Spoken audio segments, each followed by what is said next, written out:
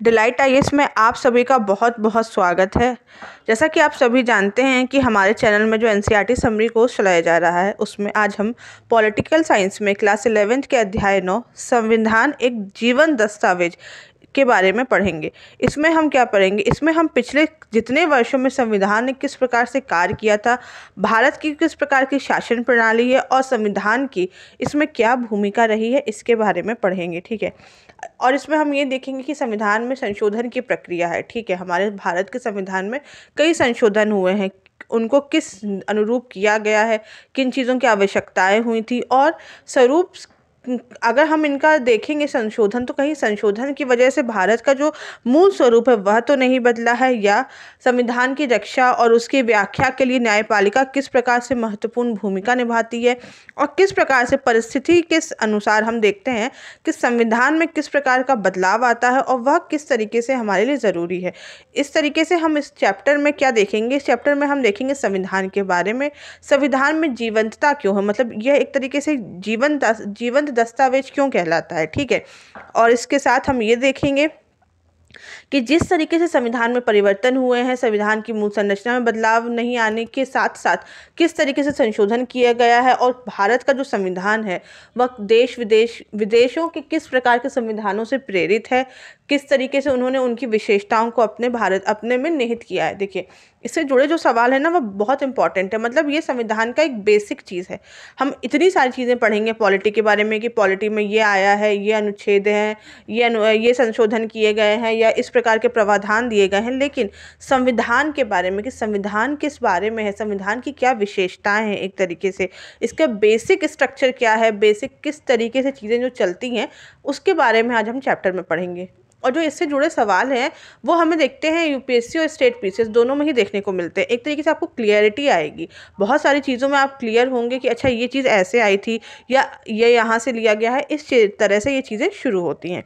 तो सबसे पहले बढ़ते हैं हम अपने चैप्टर की तरफ। सबसे पहले देखते हैं आज का प्रश्न। आज का प्रश्न है, सर्वोच्च न्यायालय ने केशवानंद मामले में कब स्पष्ट निर्णय दिया था? 1974, 1975, 1973 या 1976? इसका उत्तर मैं आपको वीडियो खत्म होने पर बताऊंगी। हम बढ़ते हैं अपने चैप्टर की तरफ। अब हम जानते हैं संविधान के बारे में। भारत का संविधान क्या है? अच्छा, संविधान क्या होता है? संविधान जो है वह समाज की इच्छाओं और आकांक्षाओं का प्रतिबिंब है। भारत का संविधान एक लिखित दस्तावेज है जिसे समाज के प्रतिनिधियों द्वारा तैयार किया गया है और इसका अंगीकरण कब हुआ था? 26 नवंबर 1949 को, और इसे 26 जनवरी 1950 को लागू किया गया था। देखिए, अब हमारी गणतंत्र दिवस आने वाला है। ठीक है। तो इसे जब अपनाया गया था 1950 के बाद से ही एक ही संविधान ने भारत में संचालित होने का ढांचा शुरू कर रखा है। ठीक है। और हमारे संविधान की जो मूल संरचना है वह बदली नहीं गई है, क्योंकि इसे देश की उपयोगिता के अनुसार बनाया गया है। ठीक है। और यह भारत के दुनिया के सबसे लंबे संविधानों में से एक है और इसमें 2 भाषाओं का प्रयोग किया गया, जैसा कि इसमें आप देख सकते हैं अंग्रेजी और हिंदी दोनों को भाषाओं का प्रयोग किया गया है। भारत के संविधान ने हमारे देश को एक संप्रभु, समाजवादी, धर्मनिरपेक्ष और लोकतांत्रिक गणराज्य घोषित किया था। ठीक है। मतलब ये संविधान में हमारी विशेषताएं हैं। इसके अलावा आपके सामने बहुत सारे फैक्ट्स होंगे, आप देख सकते हैं कि इसको बनाने में कितना समय लगा। 2 साल 11 महीने 18 दिन इतना समय लगा था। और इसके साथ साथ इसका जो अंग्रेजी का अनुवाद किया गया है और जिसमें इस प्रकार के इसमें अंग्रेजी का संस्करण है, उसमें कई शब्दों का भी प्रयोग किया गया है। अब हम देखते हैं कि भारत के संविधान में जीवंतता है, क्यों है? भारत में ऐसी क्या संविधान है या इस तरीके से इसमें क्या विशेषताएं हैं जो भारत का संविधान जीवंतता को प्रदर्शित करता है? देखिए, सबसे बड़ी बात है यह परिवर्तनशील है। ठीक है। यह स्थायी है या गतिहीन नहीं है। मतलब ऐसा नहीं है कि भारत के संविधान में इतना कठोर है या इतना स्थायी कि इसमें कोई परिवर्तन नहीं हो सकता है। समय के अनुसार, परिस्थितियों के अनुसार इसमें परिवर्तन देखने को मिलता है। ठीक है। और संशोधन के पीछे राजनीतिक प्रमुखता या राजनीतिक सोच इसकी विषय नहीं होती। इस समय जो ज़रूरत होती है, जो समाज की स्थिति होती है, जो हमारी जनता की ज़रूरत होती है, उसके हिसाब से प्रमुख प्रकार के संशोधन किए जाते हैं। ठीक है। एक जीवित संविधान की मूल संरचना को बिना बदले संशोधनों को जो ये संदर्भित करता है, इसका सबसे प्रमुख कारण क्या है? इसका सबसे प्रमुख कारण यह है कि न्यायिक व्याख्या, न्यायिक तरीके से संतुलन। देखिए, जैसे मैंने आपको बताया था, जब हमने न्यायपालिका पढ़ी थी कि न्यायपालिका का बहुत बड़ा कंट्रोल है, वह यह घोषित कर सकती है, वह यह बता सकती है किसी संशोधन को कि वह हमारे भारत की मूल संरचना को, संविधान की मूल संरचना को प्रभावित करता है या नहीं करता है। ठीक है, यह एक लिविंग थिंग के रूप में हम इसको ले सकते हैं, एक जीवित चीज़ के रूप में। यह समय समय पर विभिन्न स्थितियों में उत्पन्न होने वाले अनुभवों का जवाब देता है। ठीक है, मतलब भारत में हम देखेंगे कि किस प्रकार से चीज़ें बदली हैं, उस हिसाब से यहाँ पर देखने को मिलता है। अब हम उदाहरण देखते हैं। उदाहरण के रूप में जैसे हम आरक्षण के मामले में देखेंगे कि उन्होंने मतलब एक तरीके से परिचय दिया है हर चीज़ों का कि लोगों को आरक्षण मिला है जो पिछड़ी जाति के वर्ग के लोग हैं या फिर SC ST या महिलाओं को, लेकिन नौकरियों और संस्थाओं में 50% से अधिक आरक्षण नहीं दिया गया है। यह भी एक बहुत बड़ी विशेषता दिखाता है कि सभी को बराबर न्याय, सभी को बराबर चीज़ें मिलनी चाहिए। अब हम देखते हैं संविधान की प्रकृति। भारत की प्रकृति संविधान की किस तरीके से, देखिए भारत में 2 तरीके से संविधान लिया गया है, जिसमें एक कठोर संविधान भी है और इसमें लचीला भी है। कठोरपन है इसका, वह अमेरिका और स्विट्जरलैंड के संविधान से लिया गया है। ठीक है, जैसे अमेरिका का जो संविधान है वह बिल्कुल नहीं बदलेगा, उसमें कोई बदलाव आने की बहुत ही ज़्यादा कठोर नियम बनाए गए हैं। और लचीले संविधान जैसे कि ब्रिटेन का है, इसमें बहुत ही आसानी से कोई भी प्रक्रिया हो सकती है, जिसमें संशोधन जितनी सरलता से हो उसमें जैसे कानून बनाया जा सकता है, उसके लिए हम देखते हैं कि वहाँ पे हम लचीलापन का प्रयोग करते हैं। ठीक है, संसद के जैसे कि आसानी से संसद का संशोधन कर देना, संविधान का संशोधन करना यहाँ पर। और जब कठोर संविधान है, इसमें हम देखेंगे संविधान की कुछ धाराओं को बदलने के लिए संसद के दोनों सदनों का 2/3 बहुमत होना आवश्यक है, और कुछ के लिए बहुमत के साथ साथ हम ये भी देखते हैं कि कम से कम आधे राज्यों के विधानमंडल द्वारा संशोधन पर समर्थन आवश्यक होता है। जब हम संविधान के संशोधन में इस प्रकार की प्रवृत्ति देखते हैं तो हम देखते हैं कि हमारे भारत का जो संविधान है वह कठोर और लचीला दोनों है, अर्थात मिश्रित प्रवृत्ति का। क्यों? क्योंकि भारत में कई संशोधन इस प्रकार से हैं जो बहुत ही आसानी से हो जाता है, जैसे कि राज्यों के नाम बदलना, उनकी सीमाओं में परिवर्तन करना, इसको हम साधारण बहुमत से पारित करके दोनों सदनों द्वारा पारित कर सकते हैं। लेकिन जैसे कि मैंने अभी आपको बताया कि कठोर संविधान में हम देखेंगे कि जो कठोरपन है उसकी वजह से जब कुछ चीज़ों में जब बदलाव आता है तब हमें बहुत स्ट्रिक्ट रूल फॉलो करते हैं। तो इस प्रकार से भारत की जो संविधान की प्रवृत्ति है वह मिश्रित है, इसमें कठोरपन और लचीलापन दोनों का बराबर अनुपात देखने को मिलता है। अब हम देखते हैं भारत के संविधान की क्या विशेषताएं। देखिए, भारत विश्व का विशालतम संविधान है, जैसे कि आप इसमें देख सकते हैं कि बहुत सारी चीज़ें जो दी गई हैं और विभिन्न प्रकार के स्रोतों से इनसे चीज़ें ली गई हैं। कठोरपन और लचीलेपन का समन्वय है, जैसे मैंने अभी आपको बताया। न्यायिक सर्वोच्चता में समन्वय देखने को मिलता है। संसदीय पद्धति के आधार पर यहाँ पे सरकार बनी है। मूल अधिकार, राज्य की नीति निर्देशक तत्व और अन्य जितनी भी चीज़ें आप देख सकते हैं, ये भारत के संविधान की प्रमुख विशेषता है। इसी वजह से ये भारत का संविधान अभी तक मतलब हमारे भारत को लार्जेस्ट डेमोक्रेसी ऑफ इंडिया इसीलिए कहा जाता है, जो बोलते हैं ना बहुत ही स्ट्रॉन्ग डेमोक्रेसी है। भारत का की जो डेमोक्रेसी, जो लोकतंत्र है वो बहुत मजबूत है, बहुत मजबूत अपनी स्थिति बना के रखता है। अब हम देखते हैं कि संविधान में संशोधन के क्या तरीके हैं। देखिए, आप सामने देख सकते हैं कि 3 तरीके बताए गए हैं।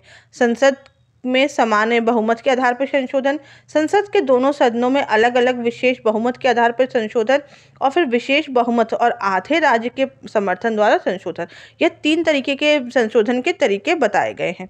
ठीक है, तो संसद जो सामान्य बहुमत है उसमें किस प्रकार की किया जाता है, इसमें नए राज्यों का निर्माण होता है। ठीक है, राज्यों की सीमाओं और नामों में परिवर्तन होता है। राज्यों में उच्च सदन, मतलब कि जिस प्रकार से मैंने आपको बताया था कि भारत के जो कई राज्य हैं वहाँ पे विधान परिषद और विधानसभा दोनों है। तो विधान परिषद की समाप्ति या निर्माण के लिए हम समान बहुमत के आधार पर प्रावधान दे सकते हैं। नागरिकता की प्राप्ति व समाप्ति, ये भी समान बहुमत पे आता है। और सर्वोच्च न्यायालय का क्षेत्राधिकार बढ़ाना, यह भी एक समान बहुमत द्वारा किए गए प्रावधान है। अब हम देखते हैं कि विशेष बहुमत और आधे राज्यों में जो समर्थन का संशोधन है वह प्रावधान किसमें किया गया है। राष्ट्रपति के निर्वाचन के तरीके में अगर कोई बदलाव लाना है तो वहाँ पे ये प्रावधान देखने को मिलता है। केंद्र और राज्यों के बीच में विधायी शक्तियों के वितरण में अगर कुछ बदलाव लाना है, अगर कोई चीज़ें बदलनी है तो हमें यहाँ पे प्रावधान देखने को मिलता है। और संसद में राज्यों के प्रतिनिधित्व में अगर हमें बदलाव देखना है तो भी हमें यह प्रावधान यहाँ पर देखने को मिलता है। अच्छा, अब हम देखते हैं कि साधारण बहुमत और विशेष बहुमत में क्या अंतर है। साधारण बहुमत वाले सदस्य जो बहुमत वाले जो मतदान होते हैं उसमें सदस्यों की संख्या 50% से एक ज़्यादा होनी चाहिए, वह साधारण बहुमत से पारित हो जाते हैं। जो विशेष बहुमत होता है उसमें सदन के कुल सदस्यों की संख्या 2/3 भाग होना चाहिए। ठीक है, तो मतलब है कि जब उतने उपस्थित लोगों में से 2/3 बहुमत मिलता है तब हम देखते हैं कि विशेष बहुमत द्वारा किसी भी चीज़ को पारित किया जा सकता है। अब हम अनुच्छेद 368 में ये देखेंगे कि संसद अपने संविधान संशोधन के माध्यम से अपने संसदीय शक्ति को लागू कर सकती है।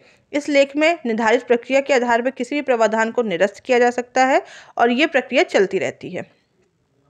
अब हम देखते हैं कि संविधान में जो संवैधानिक संशोधन किए गए हैं किस प्रकार के किए गए हैं या किस तरीके से उनमें परिवर्तन किए गए। जैसे कि सबसे पहला जो संविधान है मैं वह 1951 में हम देखते हैं कि संपत्ति का अधिकार का संशोधन किया गया है और इसे संविधान की 9वीं अनुसूची में जोड़ा गया था। इसके बाद हम देखते हैं 1969 में हम ये देखेंगे कि उच्चतम न्यायालय ने निर्णय लिया कि संसद संविधान में संशोधन नहीं कर सकती जिसमें मौलिक अधिकारों का हनन हो।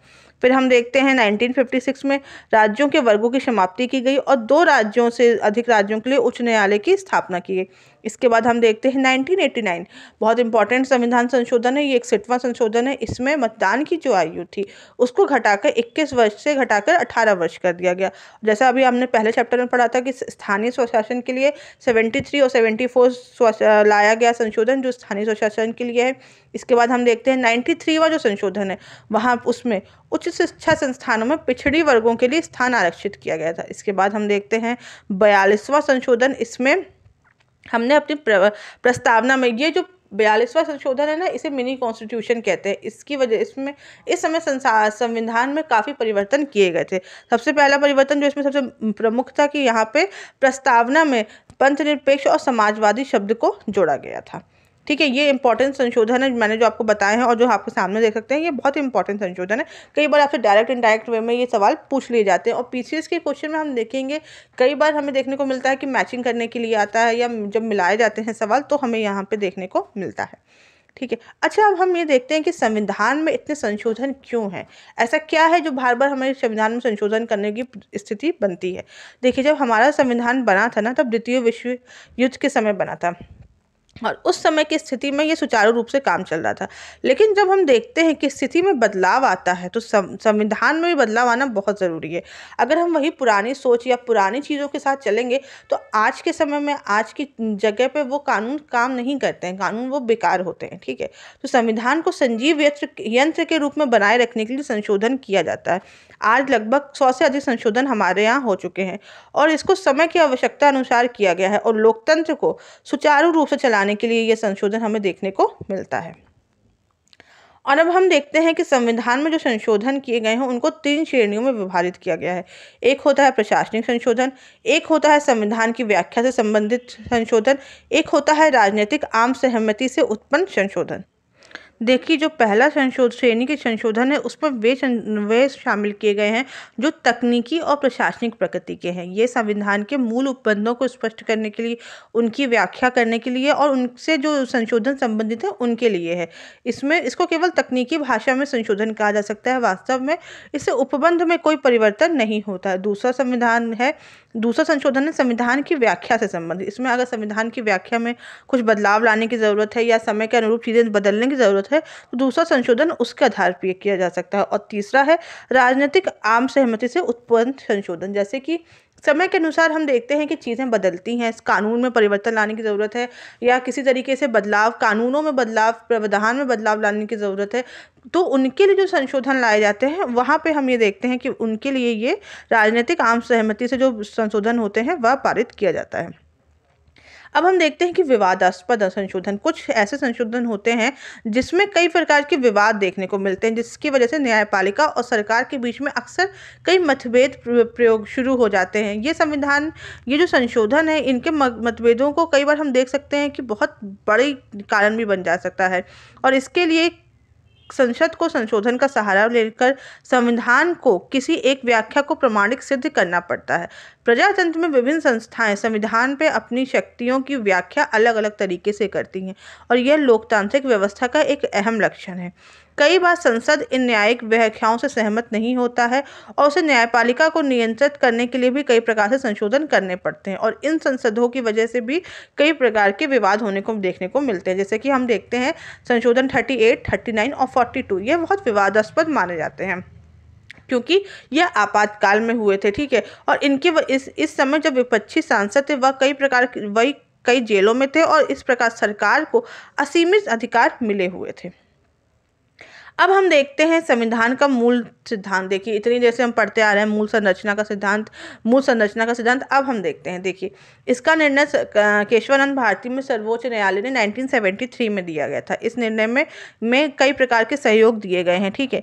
इसका जो अधिकार है वह जो विचार है वह जर्मनी से देखने को मिलता है, और इसमें जो तत्व हैं इसमें संविधान की सर्वोच्चता, संसदीय प्रणाली, स्वतंत्र और निष्पक्ष चुनाव, न्यायपालिका की स्वतंत्रता, संविधान में संशोधन करने की शक्ति और इसके साथ साथ कई प्रकार की अन्य शक्तियां जो हैं वह मूल संरचना के तत्व हैं, ठीक है। संविधान के केंद्रीय आदर्शों को कमजोर करने के लिए एक बहुसंख्यक सरकार की ये जो शक्ति है उसको सीमित करता है।